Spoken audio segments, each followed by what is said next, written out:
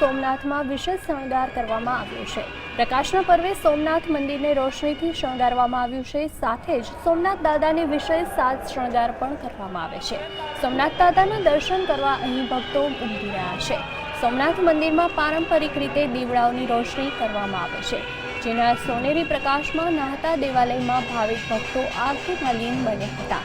ઝગમગતા, ટમટમતા અને રંગોળીથી વિભૂષિત થયેલા મંદિરનો નજારો યાત્રિકો માટે અનોખી અનુભૂતિ બની રહ્યો છે। દિવાળીમાં યાત્રાળુઓની ભીડ લાભપાચમ સુધી રહેશે। જોકે દરિયાકાંઠે આવેલા સોમનાથ મંદિર પર આતંકી હુમલાની દહેશતને જોતા મંદિરની સુરક્ષા સઘન કરવામાં આવી છે।